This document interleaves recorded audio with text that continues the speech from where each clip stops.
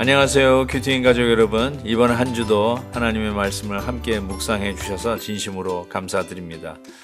이번 주는 하나님의 말씀에 끝까지 불순종한 왕과 백성들의 모습을 보면서 참 많이 속상하기도 하고 실제로 우리의 모습들이 아니었나 반성하며 회개하며 말씀의 교훈을 받았습니다. 오늘 본문에서는 유다의 마지막 왕 시드기야가 에레미야에게 기도해달라고 요청을 하지요. 그러나 하나님의 말씀은 정작 듣지 않고 오히려 애굽 왕을 의지하고 있는 저들의 영적 현실을 보게 됩니다.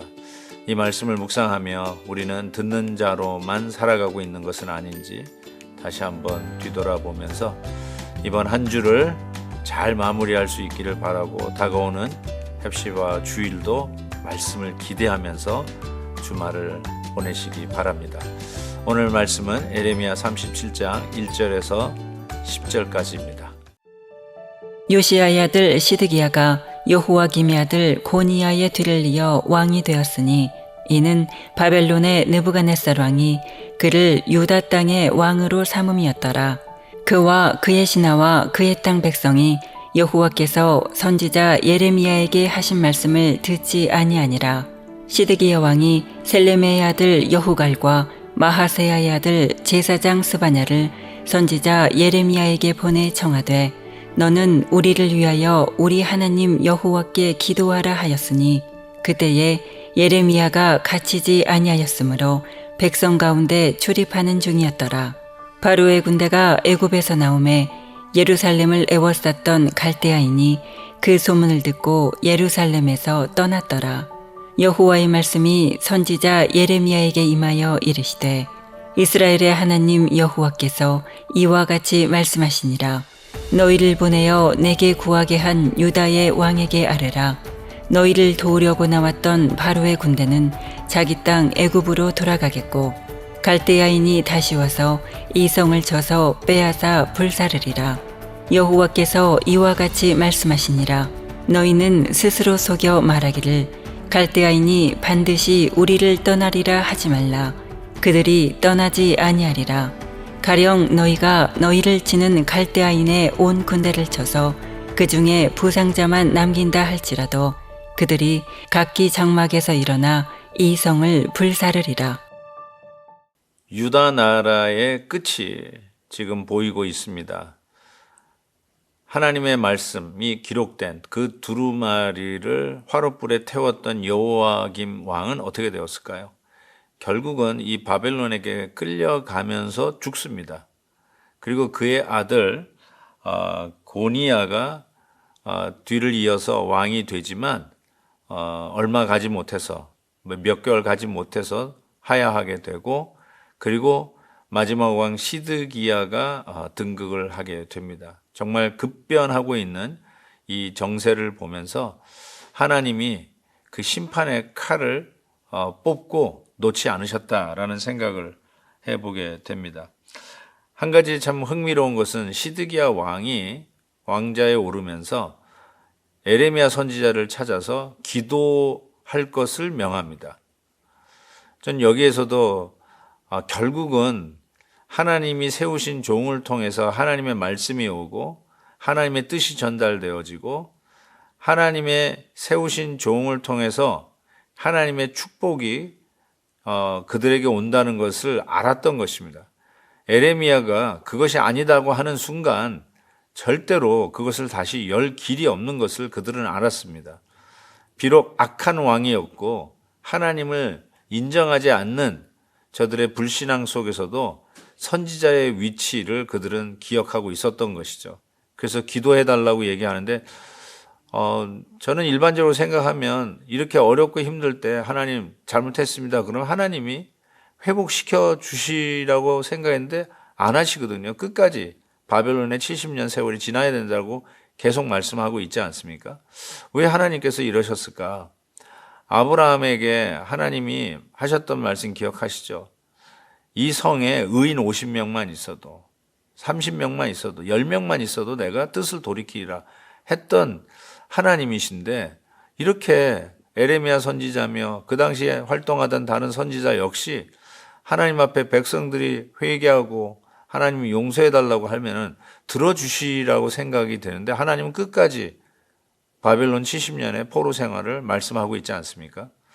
그 이유가 오늘 본문에서 어쩌면 드러난다고 생각합니다. 그들이 하나님 앞에 기도하라 해달라고 부탁하는 그 저희가 무엇이냐면 우리가 하나님께로 돌아가겠다는 뜻이 아니라 바벨론의 위협에서부터 잠시 풀려나서 거기서만 회복이 되면 우리는 계속해서 우리가 의지하고 있는 애굽과 함께 살겠다는 것이죠. 하나님 앞에 돌아가겠다고 하는 것이 아니라 애굽하고 좀 잘 살게 저 바벨론을 막아달라는 기도를 부탁하니 이 기도가 응답이 되겠습니까? 하나님을 떠났던 백성들이 하나님에게 돌아오는 회개 기도를 해야 하나님이 긍휼히 여기시고 용서해 주시고 받아주시고 혹시 멸망이 하나님의 뜻이었다 할지라도 돌이키시는 은혜가 있을 거 아닙니까?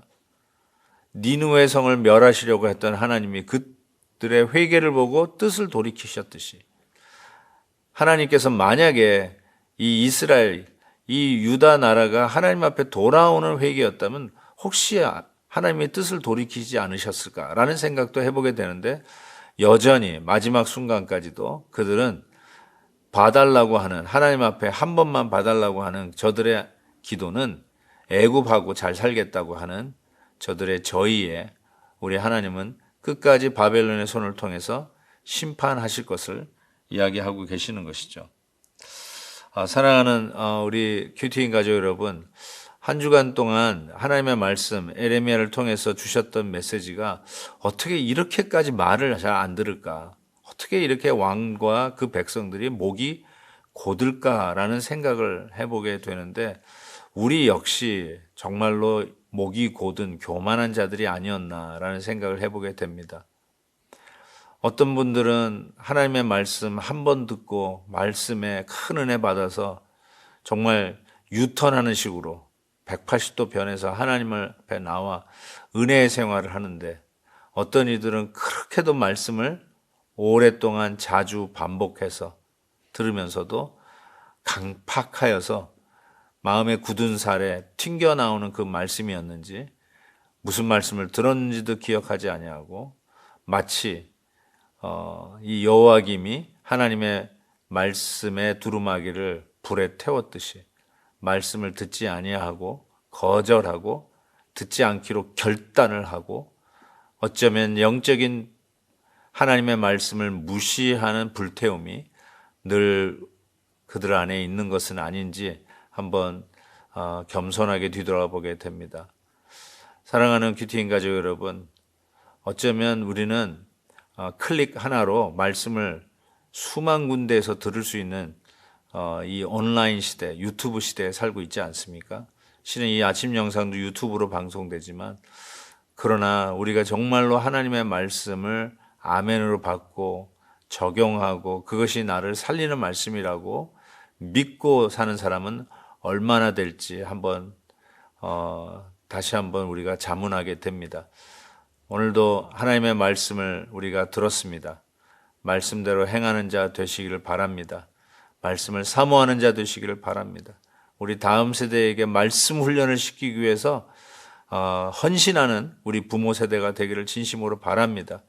우리 교회를 오랫동안 섬기셨던 분들은 새로 오고 있는 그 수많은 다음 세대에게 이 믿음의 전통을 물려주시기 위해서 그 본을 보이시는 세대가 되고 우리 새롭게 젊은이들은 하나님의 앞에 우리의 선배들의 모습을 본받아서 그 말씀을 향해서 총매진하는 아름다운 모습들이 있기를 진심으로 바랍니다.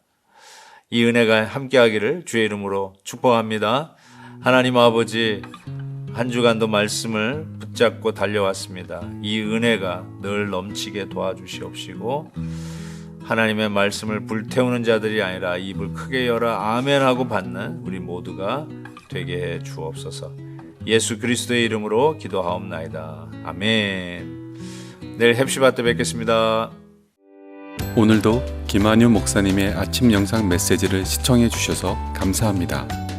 큐티인 교재는 www.qtin.org에서 구매 가능하며 자세한 사항은 큐티인 홈페이지를 참고해 주시기 바랍니다.